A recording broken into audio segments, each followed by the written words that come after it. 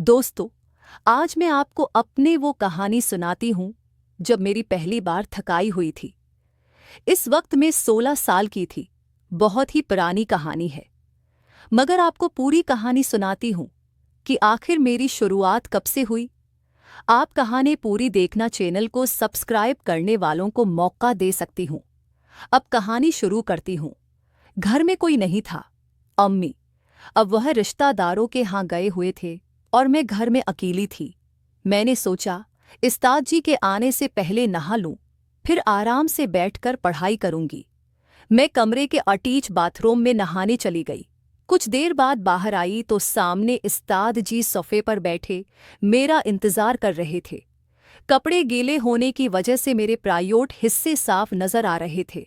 उस्ताद जी की जैसे ही मुझ पर नजर पड़ी तो उनकी आंखें हैरत से फैल गईं, क्योंकि मैंने नीचे वाले कपड़े नहीं पहने थे। उस्ताद जी जवान आदमी थे। मैं बेधड़क उस्ताद जी के बराबर किताब लेकर बैठ गई। अचानक मेरी नज़र उस्ताद जी की शलवार पर पड़ी तो आभार देखकर मैं शर्मिंदा हो गई। मेरे जहन में एक शैतानी ख्याल आया कि अगर थोड़ी सी मेहनत की जाए तो बात बन सकती है। मैंने जानबूझकर अपनी किताब नीचे गिरा दी और जानबूझकर नीचे झुककर किताब पकड़ने लगी। उस्ताद जी की नज़रें मेरे सीने पर ऐसे ही जमी थी जैसे कोई भूखा इंसान खाने वाली चीज को देखता है। मैं उठकर दोबारा सीधी होकर सोफे पर बैठ गई। आज तो वैसे भी पूरा घर खाली पड़ा हुआ था और किसी को शक भी नहीं होना था। आखिरकार मैंने थोड़ी सी हिम्मत की और उस्ताद जी का हाथ पकड़कर अपने सीने पर रख लिया। उस्ताद जी शायद पहले से ही इस बात की इंतजार में थे कि मैं कब उनकी दावत दूं और कब वो कमवारी लड़की का मजा चखें। इससे पहले कि उस्ताद जी आखिरी हद पार कर दे, मैंने एक शर्त रखी। मेरी शर्त सुनते ही उस्ताद जी ने हामी भरकर कहा कि मुझे तुम्हारी हर शर्त मंजूर है। जैसे उस्ताद जी ने हामी भरी तो मैंने सोफे पर ही उनके साथ मेरा नाम नूरीन है।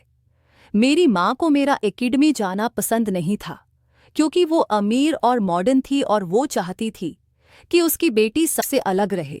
इसलिए उन्होंने मेरे लिए एक उस्ताद का इंतज़ाम किया जो घर आकर मुझे पढ़ाता था।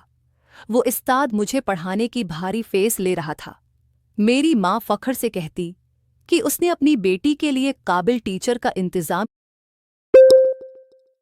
किया है जो बहुत ज़्यादा फीस लेता है और उसकी बेटी को बहुत बेहतरीन पढ़ाता है। वैसे तो वो टीचर ठीक था, मगर मुझे अच्छा नहीं लगता था। शायद इसलिए कि मैं अभी तक इस बात को कबूल नहीं कर पाई थी कि मैं अपनी बाकी दोस्तों की तरह एकेडमी में जाकर नहीं पढ़ सकती थी, बल्कि मुझे घर पर रहकर उस्ताद से पढ़ना था। शुरू शुरू में मुझे वो उस्ताद बिल्कुल अच्छा नहीं लगता था और न ही मुझे उसके पढ़ाने का अंदाज पसंद आया था। मगर जब मैंने अपनी माँ से ये बात की तो उन्होंने मुझे झड़क दिया और कहा कि मैं ये बहाने बंद करूं और अपनी तालीम का मयार बेहतर बनाऊं और ये भूल जाऊं कि मैं अपनी और दोस्तों की तरह एकेडमी जा सकती हूं। और भी बहुत सारी हदायतें मुझे दी गईं। तब मैं चुप हो गई और अपनी पढ़ाई में दिल लगाने लगी।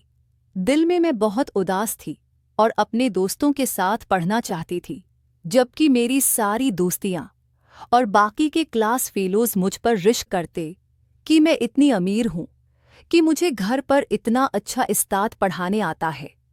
उनकी बातें सुनकर मैं भी निखरे में आने लगी और तब मैं अपना सारा अफसोस भुलाकर अपने उस्ताद से बहुत अच्छे से पढ़ने लगी। और जब मैंने दिल से उस उस्ताद को कबूल किया तो मुझे मालूम हुआ कि वो वाकई एक काबिल उस्ताद है और मुझे बहुत मेहनत से पढ़ाता है। और उसकी मेहनत की वजह से मैंने बहुत कम दिनों में अपनी पढ़ाई बेहतर कर ली और अब क्लास में हर सब्जेक्ट में टॉप पर आ गई थी, जिस वजह से क्लास और स्कूल में मेरी खूब वाह वाह होती, जो सुनकर मुझे बहुत अच्छा लगता था। उन तारीफों की वजह से मैं आसमानों में अड़ने लगी थी। और तब मैंने अपने उस्ताद को भी दिल से कबूल कर लिया था और उनसे बहुत फरी हो गई और दिल लगाकर उनसे पढ़ती थी और अपनी हर बात शेयर करती ताकि पढ़ाई में मज़ीद बेहतर हो जाऊं। उस वजह से मेरे माँ बाप भी बहुत खुश हो गए थे कि उनकी बेटी पहली पोजीशन पर रहता। उस्ताद की भी डिमांड बढ़ने लगी थी। उसने अपनी फीस बढ़ाने का कहा, जो मेरे माँ बाप ने बिना कोई एतराज़ करे उसकी डिमांड पूरी कर दी।